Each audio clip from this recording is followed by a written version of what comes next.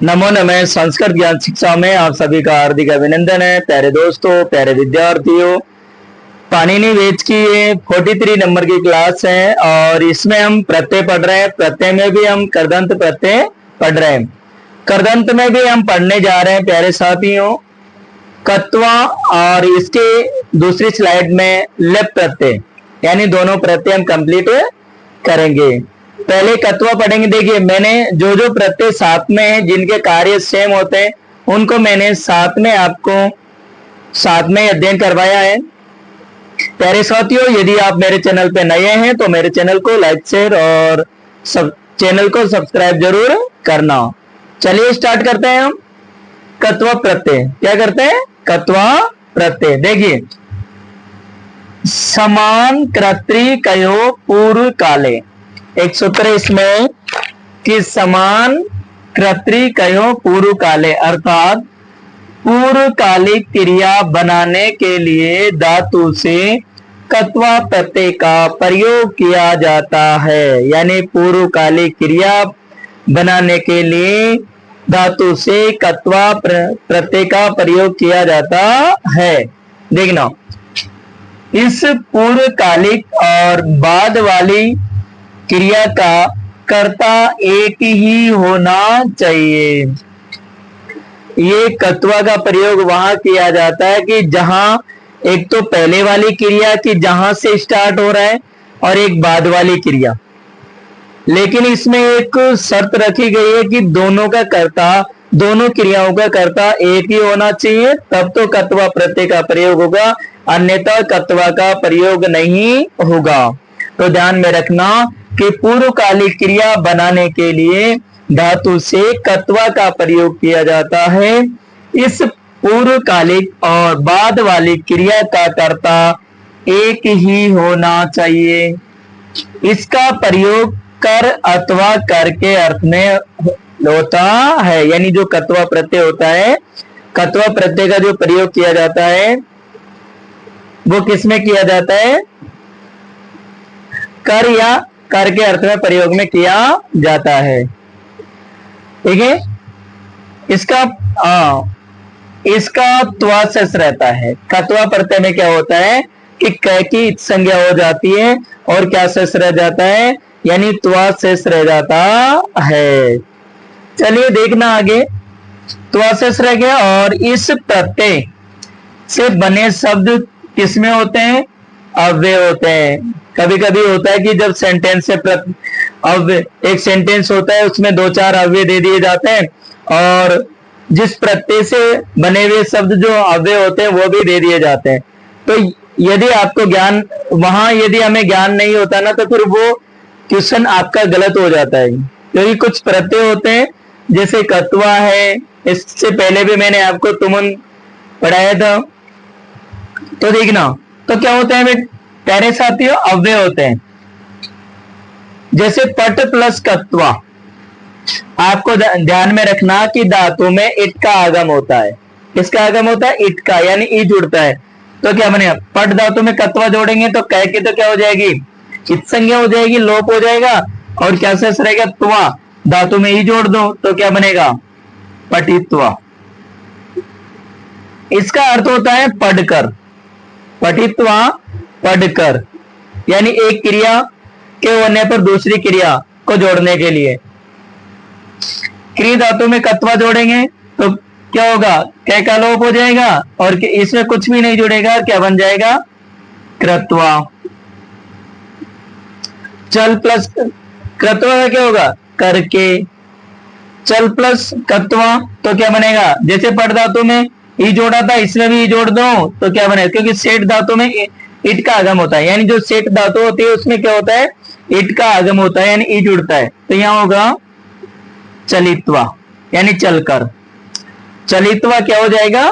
चलकर। आगे दे रखा है वध धातु में कत्वा प्रत्यय जोड़ेंगे तो वध का अर्थ बोलना होगा, तो क्या बनेगा? ये वधित्वा। वधित्वा का अर्थ होता है बोलकर। क्या अर्थ होता है? बोलकर।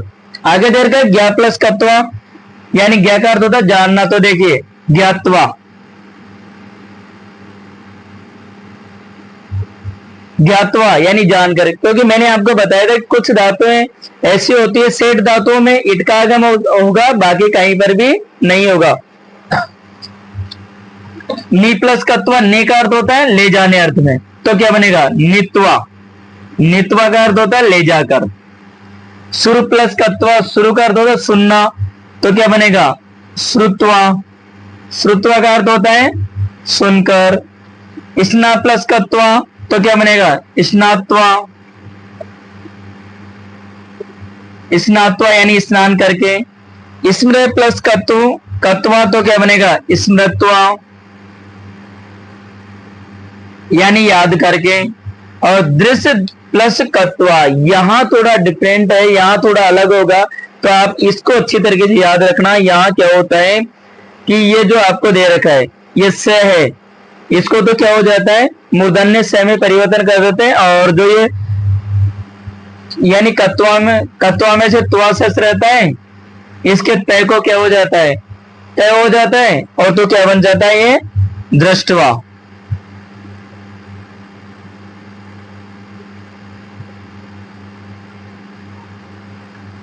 इस तरीके से याद रखना, आपको क्या बन जाएगा दृष्टवा।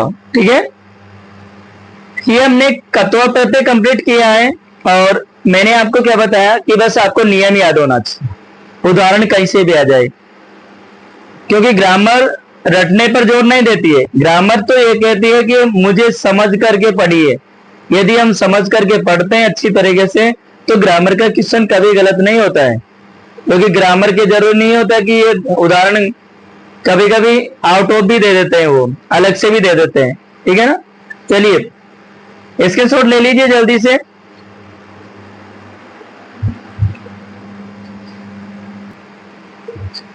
आप देखते हैं लेफ्ट प्रत्यय करते हैं, क्योंकि जैसे कत्वा प्रत्यय में कार्य हुआ सेम, और जो अर्थ कत्वा में, कत्वा भी कर के अर्थ में प्रयोग किया जाता है, और लेफ्ट प्रत्यय भी कर के अर्थ में प्रयोग किया जाए। बस थोड़ा सा इसमें अंतर है कि इसमें क्या होता है कि धातु से पहले उपसर्ग जुड़ता है। क्या जुड़ता है उपसर्ग जुड़ता है। देखिए स्टार्ट करते हैं। समास से अनये पूर्वे कत्वो लेप, समास से अनये पूर्वे कत्वो लेप, यानी नए समास में कत्वा प्रत्यय के स्थान पर लेप प्रत्यय नहीं होता है। ये सूत्र ये कहता है कि नए समास में कत्वा के स्थान पर लेप प्रत्यय नहीं किया जाता है। देखना, यानी धातु से पूर्व, धातु से पहले क्या होना चाहिए उपसर्ग हो, और तब कत्वा के स्थान पर कौन सा प्रत्यय करते हैं लेप प्रत्यय करते हैं। यानी लेप प्रत्यय का प्रयोग वहां होता है कि जब धातु से पहले उपसर्ग हो, तो वहां कत्वा प्रत्यय न करके वहां लेप प्रत्यय किया जाता है। ये नए समास में कत्वा के स्थान पर नहीं होगा। ये जो सूत्र कह रहा है कि समास से अनये पूर्वे कत्वो लेप, यानी नए समास में कत्वा के स्थान पर लेप प्रत्यय नहीं किया जाता है, चाहे उससे पहले उपसर्ग क्यों ना हो। आगे दे रखा है लेप प्रत्यय भी कत्वा प्रत्यय के समान अर्थ वाला होता है। यानी जो लेप प्रत्यय होता है, जैसे कत्वा का प्रयोग कर या कर के अर्थ में किया जाता है, सेम लेप प्रत्यय का प्रयोग भी कर अथवा कर के रूप में प्रयोग किया जाता है, यानी कर के अर्थ में प्रयोग किया जाता है। देखिए इसमें यह शेष रहता है, कत्वा में त्वा शेष रहता है, इसमें क्या शेष रहता है ये। इस प्रत्यय से बने शब्द भी क्या होते हैं अव्यय होते हैं। यानी जिस प्रकार कत्वा प्रत्यय से बने हुए शब्द अव्यय होते हैं, इसी प्रकार लेप प्रत्यय से बने हुए शब्द हैं वो भी क्या होते हैं अव्यय होते हैं। देख रहा हूं, जैसे देखिए ये धातु है, धातु से पहले उपसर्ग आ रहा है और उसके बाद प्रत्यय है, तो देखिए कर के अर्थ में प्रयोग होगा, लेकिन यहां धातु से पहले क्या है उपसर्ग है। तो देखिए क्या बन जाएगा सम पठये, यानी पढ़कर। लेप का क्या शेष रहता है ये शेष रहता है, यहां लिखा हुआ ना, तो सम पठये होगा। जैसे सम प्लस रक्ष प्लस लेप, तो क्या बनेगा संरक्षये, यानी रक्षा करके। संरक्ष से रक्षा करके।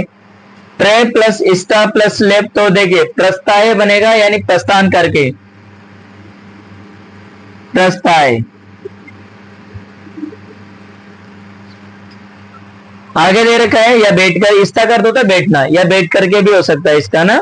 देखिए वी प्लस हस प्लस लेप, तो देखिए धातु से पहले उपसर्ग है तो क्या बनेगा, देखिए वी हस्से, यानी लेप का क्या शेष रहता है, यह शेष रहता है।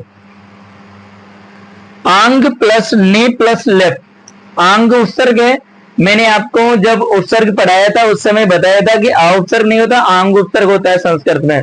फिर क्या होता है कि ड का क्या हो जाता है, इत्संज्ञा हो जाती है, अर्थात लोप हो जाता है, यानी ग हट जाता है और क्या शेष रह जाता है, आ। तो ये क्या बनेगा प्यारे साथियों, आनीय।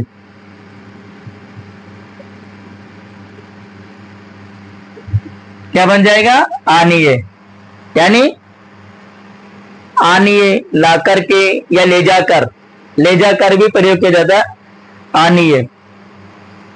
जैसे आ प्लस गम प्लस लेप, गम का अर्थ होता है जाना, तो देखिए इसमें आ उपसर्ग जुड़ेगा तो क्या बनता है, ये देखिए एक तो बनता है आगम में यानी आकर, जिसमें कुछ भी चेंज नहीं होता। एक क्या होता है कि मैं का लोप हो जाता है और इसमें तय का आगम होता है, तो यहां क्या हो जाएगा, आगत्ते। दोनों ही राइट है।